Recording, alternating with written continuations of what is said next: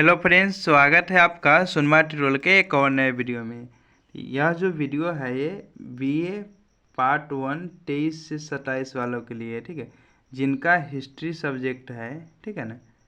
History चाहे MGC हो, MIC हो या एमडीसी हो, यानी जिसका हिस्ट्री ऑनर्स हो, चाहे आपका एमडीसी हो यानी मल्टीपल कोर्स हो, या माइनर सब्जेक्ट हो या मल्टीपल सब्जेक्ट हो, ठीक है। ये तीनों के लिए ये वीडियो है। ये तीनों के लिए हम क्या करेंगे, इसमें ऑब्जेक्टिव क्वेश्चन को कराने वाले हैं। जितने भी वीवीआई ऑब्जेक्टिव बनते हैं जो आपके एग्जाम में पूछे जाएंगे, ठीक है, उसको हम लोग करेंगे। और इस वीडियो में हम सिलेबस भी समझेंगे और साथ ही साथ परीक्षा का जो पैटर्न होता है, किस तरह से क्वेश्चन पूछा जाएगा, उसको भी हम लोग समझने वाले हैं, ठीक है। तो ये बात आप लोग समझ गए कि देखिए एमजीसी यानी हिस्ट्री ऑनर्स वाला का, ठीक है, या हिस्ट्री जिसका एक तरह से आप सब्सिडियरी में समझ लीजिए, ठीक है, एमआईसी या एमडीसी में है, उन सबका सिलेबस एक ही है। थोड़ा सा जो ऑनर्स में है थोड़ा सा ज़्यादा दिया हुआ है और थोड़ा सा इसमें कम दिया हुआ है एमआईसी और एमडीसी में, जो कि मैं इधर नीचे समझाने वाला हूँ, ठीक है। तो हमारे साथ वीडियो में बने रहे। चैनल पर नए हैं तो सब्सक्राइब कर लीजिए। यहाँ पे आपको सभी ऑनर्स सभी सब्जेक्ट के वीडियो मिलेंगे, पार्ट 1 का, पार्ट 2, 3 सभी का, ठीक है। साथ में 12 के लिए भी इस चैनल पे वीडियो प्रोवाइड कराया जाता है। तो चलिए हम लोग अब देखते हैं। सबसे पहले सिलेबस देखेंगे। सिलेबस से पहले देखिए आपका जो बुक का नाम है क्या है, भारत की अवधारणा। यही नाम से आपको गेस भी मिलेगा, आइडिया ऑफ भारत, ठीक है। इसके ऑब्जेक्टिव को देखेंगे हम लोग सभी यूनिट के। सबसे पहले सिलेबस पढ़ने वाले हम लोग, क्योंकि सिलेबस ही नहीं पता होगा तो आप कैसे मतलब समझिएगा। तो देखिए सिलेबस में देखिए यूनिट आपसे 5 यूनिट में डिवाइड किया गया है। भारत की अवधारणा जो चैप्टर है, मतलब जो नाम है बुक का, उसको 5 यूनिट में डिवाइड किया गया है। जैसे कॉन्सेप्ट ऑफ भारतवर्ष, ठीक है, एक यूनिट का नाम ये है, यानी भारतवर्ष के कॉन्सेप्ट यानी अवधारणा, आइडिया वही हुआ। और इस एक यूनिट में आपको ABC करके चैप्टर्स दिए हुए हैं, जैसे understanding of Bharatvarsha, the glory of Indian literature यानी वेद, वेदांग, उपनिषद, इपिक्स यानी महाकाव्य, जैन बुद्धिज्म लिटरेचर, स्मृति पुराण, है ना, इन सब के बारे में आपको पढ़ना है। इसी देखिए, तो ये जो हम सिलेबस लिख के लाए हैं, ये ध्यान रखिएगा आप लोग, MIC और MDCA का है, ठीक है। यानी ये ऑनर्स वाला का सिलेबस नहीं है। ऑनर्स वाला का भी सेम ही रहेगा, इतना तक सेम ही रहेगा, लेकिन वहाँ पे कुछ और भी चैप्टर ऐड करे गए हैं, ठीक है। तो ये जो वीडियो का ऑब्जेक्टिव है तीनों में काम आ जाएगा, क्योंकि ये चैप्टर जो इसमें लिखा हुआ है ये तो सब आपको ऑनर्स में भी मिलेगा ही मिलेगा। यानी MGCA में भी क्या होगा, MGCA में भी ये चैप्टर मिलेगा, लेकिन इससे ज़्यादा भी दिया हुआ है, इससे कुछ ज़्यादा पढ़ना है, ठीक है।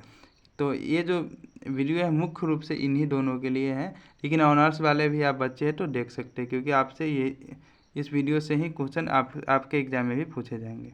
क्योंकि देखिए बस चैप्टर ऑनर्स में ज़्यादा है, बाकी नाम वही है, सब कुछ वही है, ठीक है। चलिए, जब मैं ऑनर्स का वीडियो बनाऊंगा तो उसमें अच्छे से आपको उसका सिलेबस समझा दूंगा।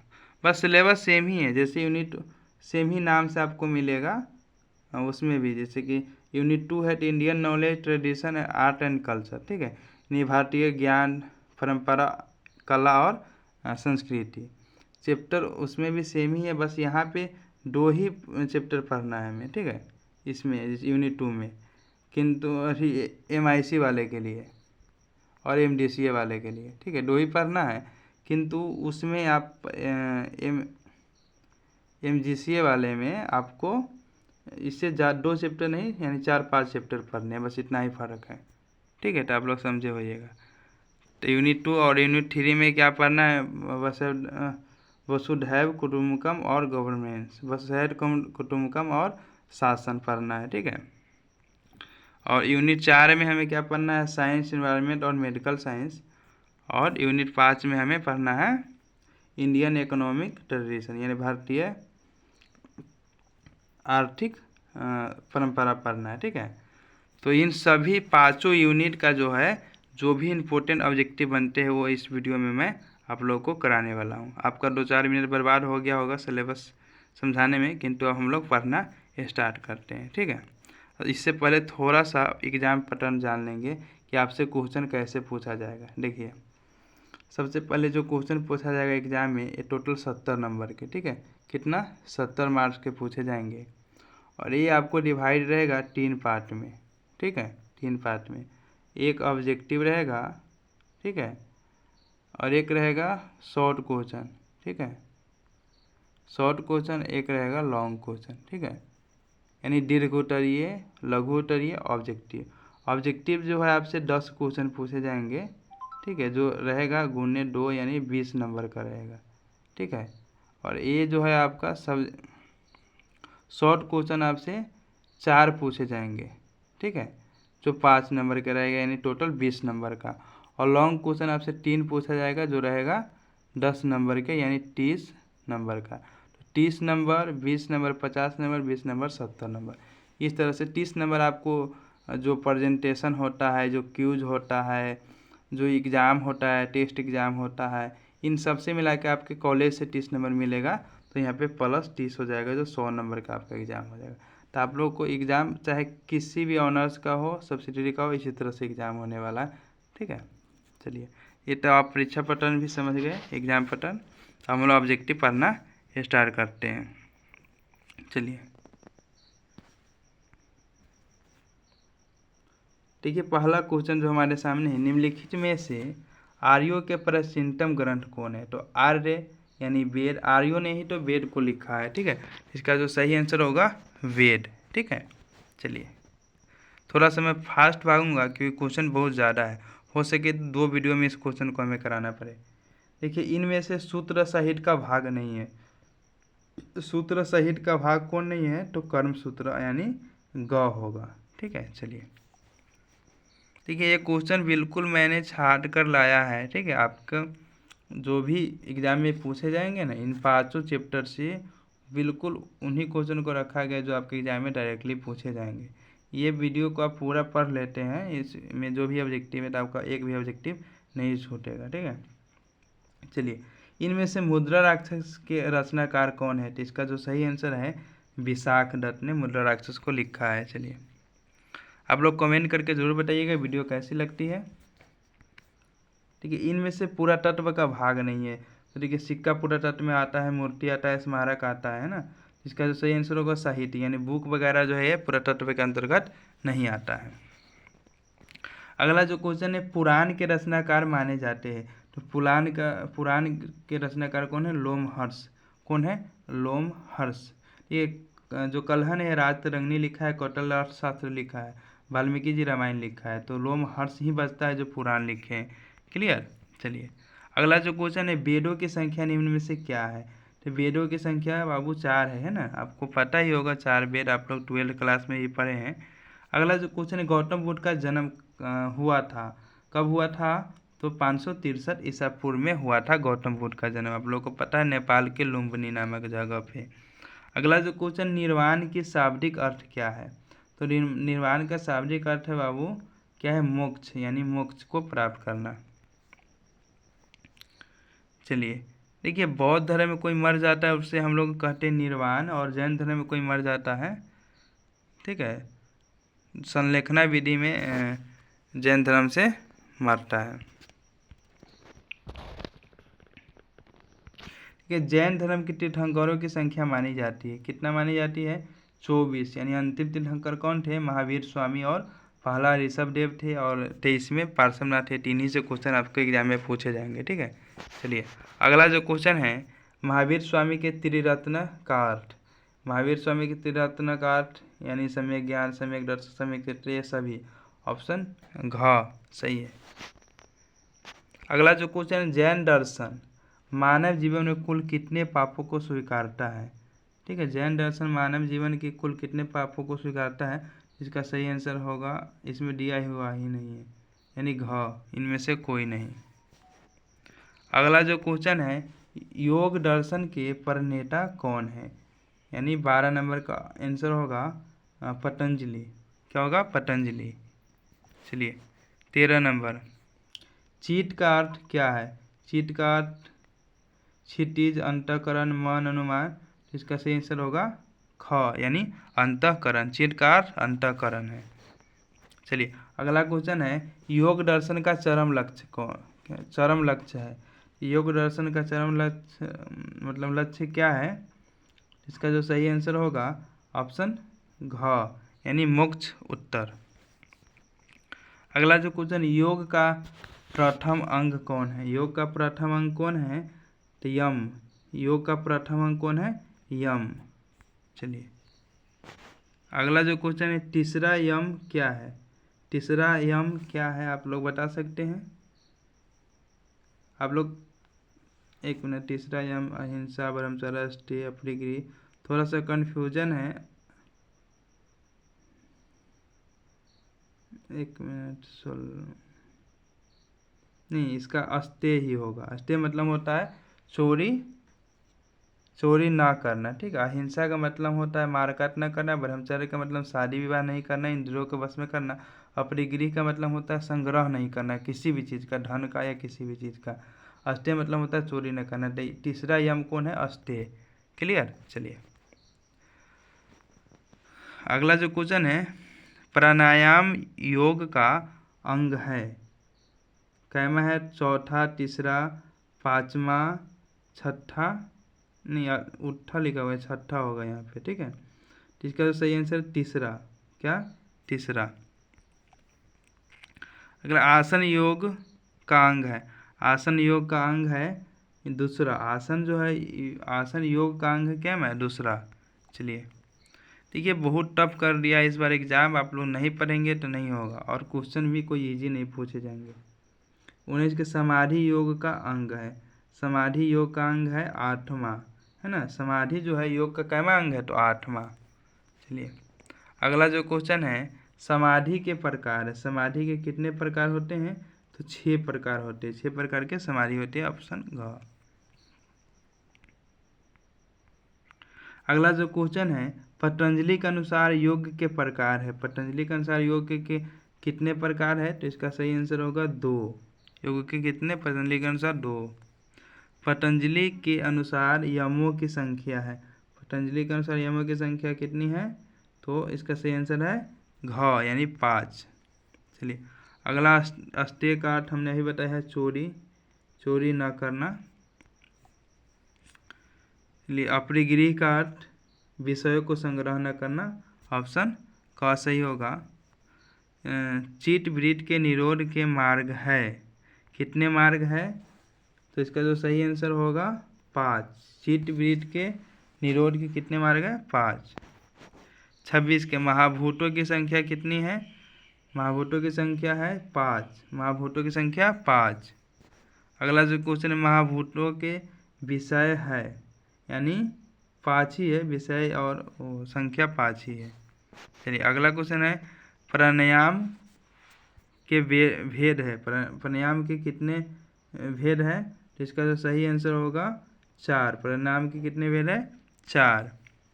अगला जो क्वेश्चन है, सूत्रकार ने प्राणायाम के फल बताए हैं। कितने फल बताए हैं, तो 2। सूत्रकार ने प्राणायाम के कितने फल बताए हैं, 2। अगला क्वेश्चन है कि अहंकार के प्रकार है। अहंकार के प्रकार कितने हैं, तो 3 प्रकार के अहंकार होते हैं। चलिए अगला क्वेश्चन है, ज्ञानेंद्रियों की संख्या है। ज्ञानेंद्रियों की संख्या कितनी है, तो 5 है, यानी ऑप्शन क सही है। चलिए अगला जो क्वेश्चन है, थोड़ा मैं तेज़ भाग रहा हूँ क्योंकि वीडियो बहुत लंबी हो रही है, ठीक है, किंतु इसमें सभी क्वेश्चन हमें कराना है, ठीक है। मनोविश्लेषण चिकित्सा पद्धति की अवस्थाएं हैं। मनोविश्लेषण चिकित्सा पद्धति की अवस्थाएं हैं, कितनी है, तो घ यानी ऑप्शन 5। मीमांसु सूत्र के रचयिता कौन है, इसका सही आंसर है महर्षि जैमिनी। क्या है, जैमिनी, महर्षि जैमिनी मीमांसु के रचयिता है। अगला क्वेश्चन है, चीट की 5 भूमियों का वर्णन किसने किया है। इसका सही आंसर है चरक ने। चीट की 5 भूमियों का वर्णन चरक ने किया है। अगला जो क्वेश्चन है, श्रीमद् गीता मानी भगवत गीता के कौन से अध्याय में समतप को योग कहा गया है। समतप को योग किस अध्याय में कहा गया है, इसका जो सही आंसर होगा दूसरे अध्याय में कहा गया है। अगला क्वेश्चन है, ऋग वैदिक काल में कृषि योग्य भूमि को कहा जाता था। क्या कहा जाता था? खेत, बगान, उर्वरा। इसका आंसर आप लोग कमेंट बॉक्स में दीजिएगा, एक आंसर मैं आप लोगों के ऊपर छोड़ता हूँ, ठीक है। चलिए अगला क्वेश्चन है, उत्तर वैदिक काल का समय था। इसका जो इसके वैदिक काल आप लोग को थोड़ा सा मैं बताना चाहूँगा, 1 मिनट का समय लेके। वैदिक काल जो है 2 भागों में, एक इसका पूरा काल माना जाता है 1500, है ना, यहाँ पर 1500 BC से 600 BC तक, क्लियर। 1500 से 600 BC तक। इसमें एक होता है उत्तर वैदिक काल, एक होता है पूर्व वैदिक काल। पूर्व वैदिक काल का काल है 1000 से 1500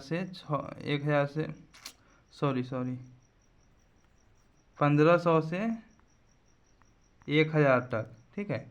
और उत्तर वैदिक काल का माना जाता है 1000 से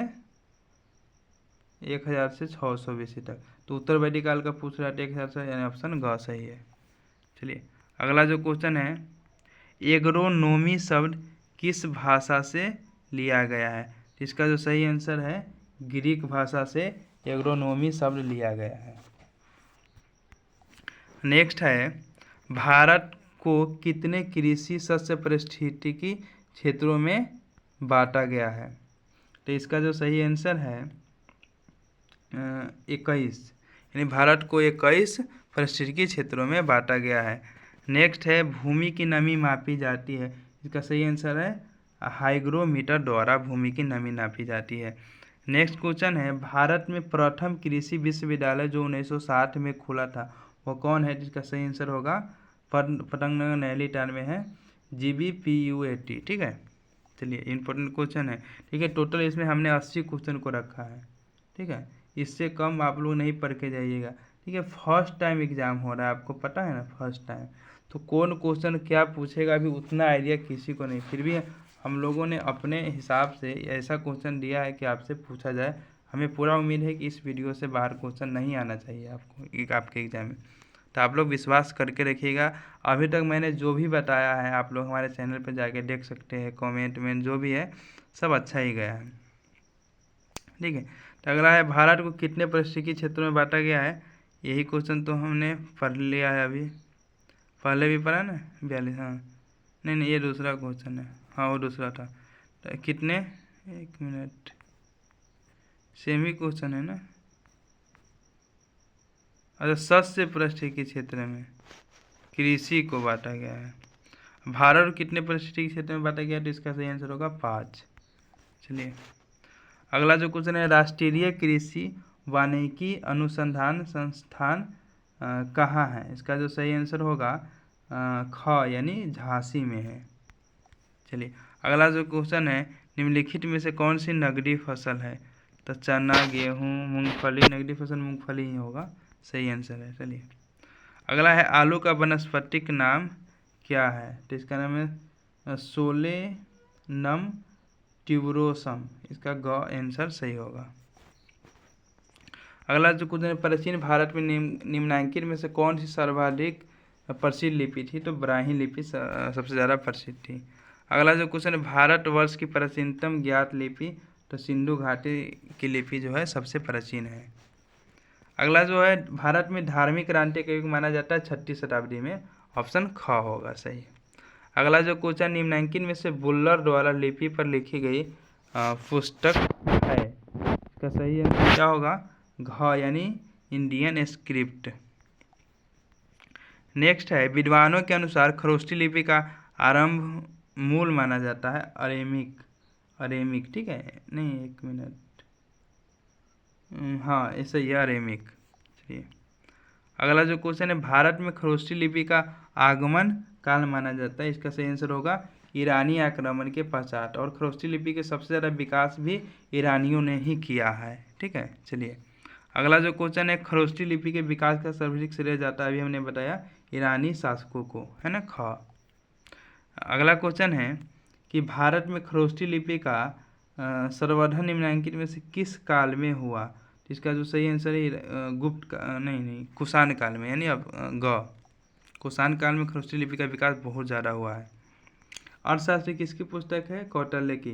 कौटिल्य की जगह आपके विष्णुगुप्त भी लिखा आ जा सकता है, विष्णुगुप्त या चाणक्य, तीनों एक ही नाम है। क्लियर। अगला क्वेश्चन, कौटिल्य के अर्थशास्त्र में ज्ञान की कितनी शाखाएं हैं? ज्ञान की 7, यानी नहीं नहीं ज्ञान की शाखा ना पूछा जा रहा है आपसे।